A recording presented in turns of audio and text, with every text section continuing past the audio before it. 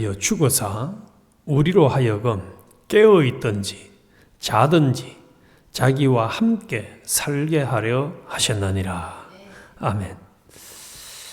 예, 오늘은 예수님의 죽으심과 재림의 목적이라는 제목으로 같이 은혜를 나누겠습니다. 우리는 지금까지 데살로니가 전서를 새벽기도를 통하여 계속 묵상하면서 은혜를 받아왔습니다. 그러면서 이런 의문이 들지 않나요? 어떻게 3, 4주 동안 복음을 듣고도 흠잡을 것이 없으며 사람과 하나님께 대해서 더 이상 가르칠 필요가 없을 정도로 거룩하고 온전하고 그런 진실한 신앙생활을 잘하는 교회가 되었을까? 또 모든 믿는 자들의 본이 되고 믿음의 소문이 널리 퍼지며 사역자들에게 자랑과 기쁨이 되고 하나님께는 영광을 돌리는 교회가 되었을까? 그러나 내 자신을 봐도 또 내 주변에 있는 많은 사람들을 봐도 심지어는 몇십 년을 예수를 믿었음에도 불구하고 세상의 한 발, 교회의 한 발을 디디고 성경 말씀을 적당히 애누리하면서 살아가는 사람이 너무 많은데 어떻게 그게 가능해? 이런 의문을 저는 계속해서 가지게 되었습니다. 그런데 이 데살로니가 교회가 이렇게 짧은 시간에 복음을 받아들였음에도 이런 참 믿기지 아니하는 이런 신앙생활을 할 수 있었던 단서를 제일 먼저 찾을 수 있는 것이 2장 13절이죠. 그들은 바울에게 하나님 말씀을 받을 때에 사람의 말로 받지 아니하고 하나님의 말씀으로 받았습니다. 그래서 그 말씀이 그대로 사는 데살로니가 교회의 역사하였기 때문임을 우리는 살펴봤습니다. 그들은 하나님의 말씀을, 복음을 하나님의 말씀으로 받아서 그대로 믿고 순종했다는 사실입니다. 그럴 때에 천지를 창조하신 전능의 말씀, 또 선포된 대로 점 하나도 없어지지 아니하고 다 성취되는 약속의 신실한 말씀이 데살로니가 교회 성도들을 믿음의 사람으로 만들어 준 것입니다. 할렐루야죠. 이 외에도 데살로니가 교회가 말씀을 온전히 믿고 순종하는 믿음의 길을 걷게 된 중요한 단서를 오늘 읽은 본문과 또 바울의 신앙 사상과 가르침을 통해서 찾을 수가 있습니다. 오늘 읽은 이 10절에 예수께서 우리를 위하여 죽으사, 이 말은 데살로니가 전후서를 통하여 여기에 단 한 번만 언급되었습니다. 그러나 바울은 이 본 서신을 쓰고 있을 때 그는 고린도에서 그리스도의 대속적인 죽음에 관해서 계속 증거하고 있었습니다. 그리고 이 데살로니가 서신서보다 나중에서 이제 로마서, 고린도 전후서, 갈라디아서 등에서 바울은 이 주제를 가장 중요하게 다루고 있습니다. 그래서 대표적인 구절을 찾아보면은 로마서 5장 8절에 우리가 아직 죄인 되었을 때에 그리스도께서 우리를 위하여 죽으심으로 하나님께서 우리에 대한 자기의 사랑을 확정하셨느니라. 또 고린도후서 5장 15절에 그가 모든 사람을 대신하여 죽으심은 살아있는 자들로 하여금 다시는 그들 자신을 위하여 살지 않고 오직 그들을 대신하여 죽었다가 다시 살아나신 이를 위하여 살게 하려 함이라. 그런데 본 서신에서 이것이 간략하게 한마디로 언급되어 있는 것이 바울이 이 주제를 그의 신학의 기초로 이미 데살로니가 교인들에게 가르쳤기 때문에 사도행전 17장 1절부터 3절에 보면은 그들이 암비볼리와 아볼로니아로 다녀가 데살로니가에 이르니 거기 유대인의 회당이 있는지라. 바울이 자기의 관례대로 그들에게 들어가서 새 안식일에 3주간을요. 3주간에 걸쳐서 성경을 가지고 강론하며 뜻을 풀어 그리스도가 해를 받고 죽은 자 가운데서 다시 살아나야 할 것을 증언하고 이르되 내가 너희에게 전하는 이 예수가 곧 그리스도라. 그래서 이 사도행전 17장에 보면은 이미 예수님의 죽음과 부활에 대해서 가르쳐 주었다. 다시 말하면 이 데살로니가 교인들은 예수님의 십자가의 죽으심과 부활에 대한 교훈을 이들은 익히 명확하게 알고 있었다는 사실. 우리로 하여금 깨든지 자든지 이 말씀은 재림과 관련된 4장 13절에서 18절과 연관해서 보면은 살았든지 죽었든지라고 해석하는 것이 자연스러워 보입니다.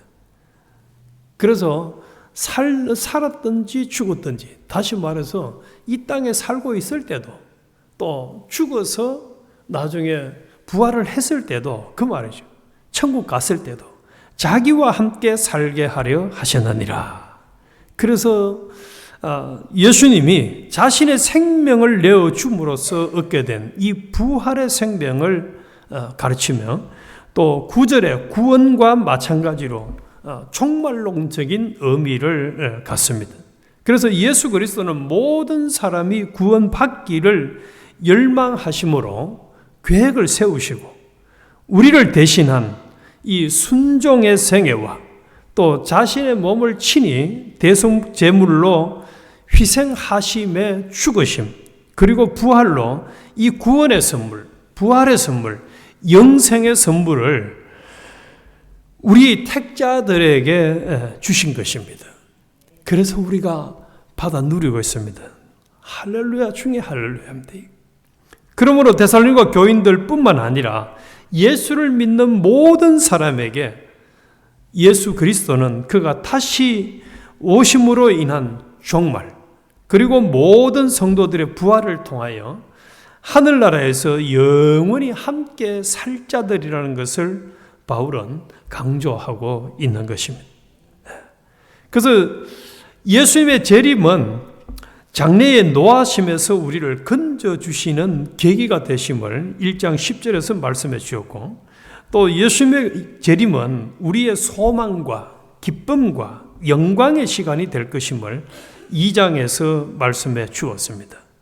그리고 예수님의 재림은 거룩한 삶의 동기가 되는 것을 3장에서 말해주었고 예수님의 재림은 슬픔 가운데 있는 자들에게 소망과 위로를 줍니다.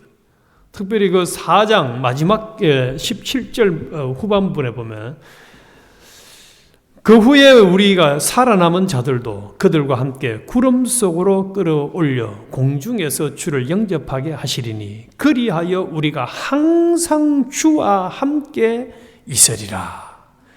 그러므로 이러한 말로 서로 위로하라. 그래서 데살로니가 성도들에게 바울이 예수님이 이 땅에 오시고 부활을 하게 되고 또 살아남은 자도 변화되어서 주님을 맞이하게 되어지면 주님과 함께 항상 살게 될 것이다. 이 말로 서로 위로하라. 소망과 위로를 주라. 그리고 예수님의 재림은 오늘 이 본 이제 장 5장 1절에서 3절과 또 23절을 통해서 성화의 목표가 되어집니다. 그래서 1절에서 보면은 1절 형제들아 때와 시기에 관하여 예수님의 재림의 때와 시기에 관하여서는 너희에게 쓸 것이 없으면 주의 날이 밤에 도둑같이 이럴 줄을 너희 자신이 자세히 알기 때문이라. 그들이 평안하다 평안하다 할 그때에 임신한 여자에게 해산의 고통이 이름과 같이 멸망이 갑자기 그들에게 이르니 결코 피하지 못하리라. 그래서 예수님의 재림에 대해서 바울은 도둑같이 임한다.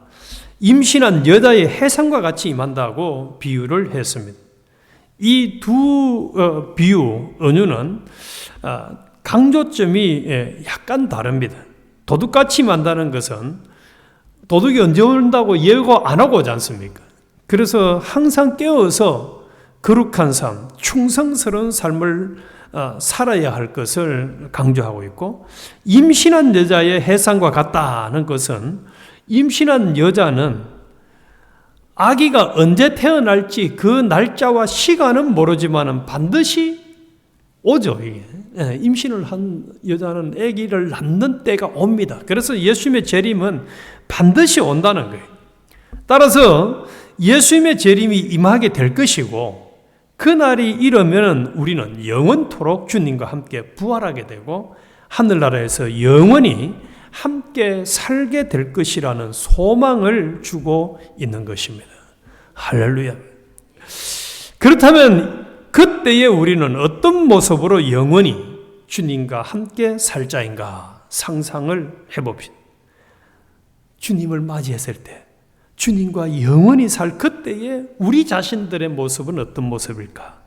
주님이 잘했다 칭찬하며 나그네 인생을 사느라고 수고 많았다. 이젠 나와 함께 영원토록 기쁨과 안식을 누리자라고 격려를 받으며 살 수 있을런지, 아니면은 부끄러워서 주님 가까이 갈 수가 없고, 주님은 우리를 책망할 수도 없고 괴로워서 아무 말씀을 못 하시거나 주님이 우리를 피하는 자로 영원히 살게 되지는 않을지. 여기에 대해서 사도 바울은 고린도전서 3장 14절과 15절에서 다음과 같이 말씀합니다. 만일 누구든지 그 위에 세운 공적이 그대로 있으면 상을 받고 누구든지 그 공적이 불타면 해를 받으리니 그러나 자신은 구원을 얻되 불 가운데서 받은 것 같으리라. 그렇기 때문에 바울은 데살로니가 교인들에게 깨어서 근신하여 믿음과 사랑으로 가슴에 흉배를 붙이고, 즉 호신경을 붙이고 구원의 소망의 투구를 쓸 것을 8절에서 말씀을 하고 있습니다. 즉 항상 구원의 소망을 품고 살아야 할 것을 권면했습니다. 그리고 11절에서는 서로 덕을 세우기를 힘쓰라. 13절에서는 사랑 안에서 귀하게 여기며 화목하며 지내라. 14절에서는 마음이 약한 자들을 붙들어주며 모든 사람에게 오래 참으라. 15절에서는 악을 악으로 갚지 말고 모든 사람을 대할 때에 항상 선을 따르라. 16절에서는 항상 기뻐하라. 17절에는 쉬지 말고 기도하라. 그리고 18절에서는 범사에 감사하라. 이것이 예수 그리스도 안에서 너희를 향하신 하나님의 뜻이니라 말씀을 했습니다. 우리는 예수님의 재림이 언제 일어날지를 모르기 때문에 항상 깨어서 빛의 아들들처럼 행해야 합니다. 주님의 구원하심은 우리를 항상 자신과 영원히 함께하기 위함이기 때문에 우리는 서로 권면하고 서로 덕을 세우는 일에 힘을 써야 합니다.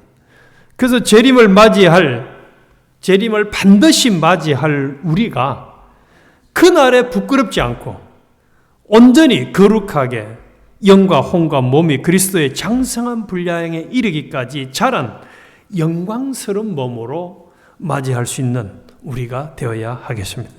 그러기 위해서는 악은 뭐라도 버리라고 했습니까? 모양이라도 버리라는 거예요.